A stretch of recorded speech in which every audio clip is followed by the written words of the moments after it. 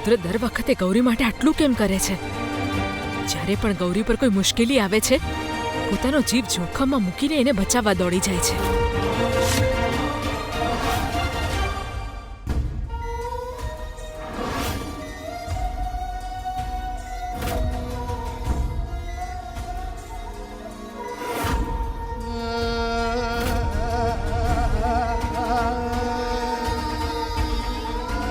તને કંઈ જ નહીં થાય ગૌરી.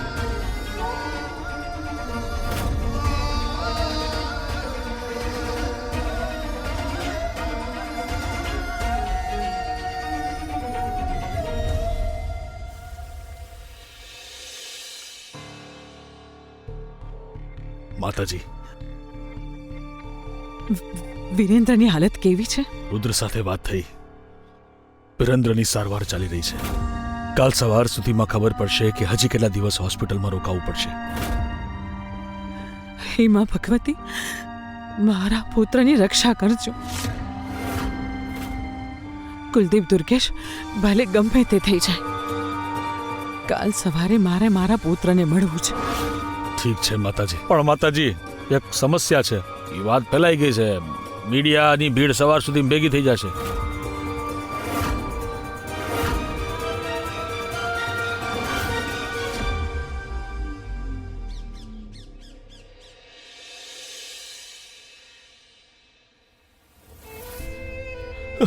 ડોક્ટર સાહેબ, મારી ગૌરીને કેમ છે? હવે એને જીવનું જોખમ નથી.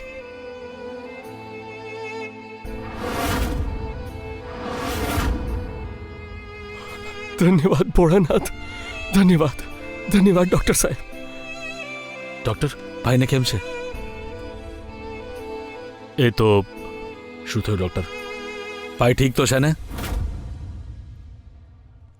આઈ એમ સોરી, અમે એમને બચાવી ન શક્યા. મતલબ મારા રસ્તાનો કાંટો નીકળી ગયો. તમે હિંમત રાખો સાહેબ.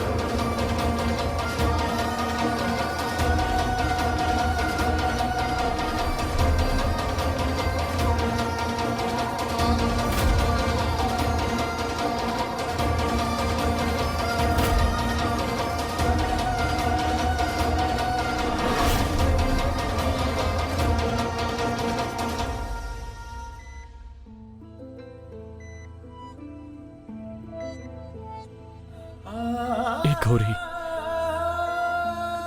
દરેક મુશ્કેલીની જેમ આ મુશ્કેલીમાંથી પણ બહાર નીકળી ગઈ તું. પપ્પા, વિરેન્દ્રજીને કેમ છે? બેટા, એ બહુ વાગ્યું તો નથી ને? બેટા, હમણાં હું કહું છું,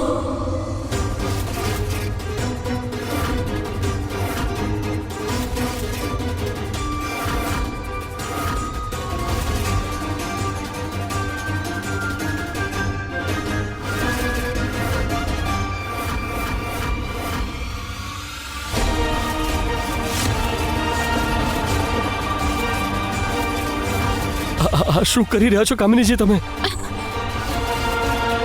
કામિનીજી, શું કરી રહ્યા છો તમે? અમારા ઘરમાં પગ મૂકતા જ ખાઈ ગઈ ને અમારા મોટાને.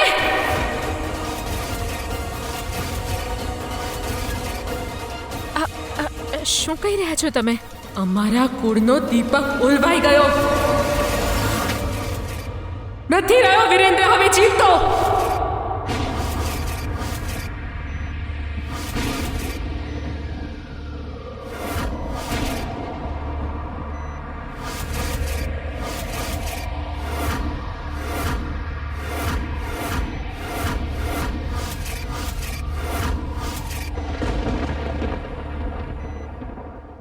ના ના, આવું ના થઈ શકે. વિરેન્દ્રજીને કંઈ ના થઈ શકે. આ ખોટું છે. આવું ના થઈ શકે. આ સાચું નથી. આવું ના થઈ શકે. એ છોકરી, આવું નાટક ના કર મારી સામે. આવા મગરમચ્છના આંસુ પાડવાના બંધ કર. ખાઈ ગઈ તું અમારા બધા સુખને. અને અમારા ઘરની બહુ બનાવીને કિંમત ચૂકવી રહ્યો છે આખો બુંદેલા પરિવાર, અને તું નાટક કરી રહી છે અમારી સામે.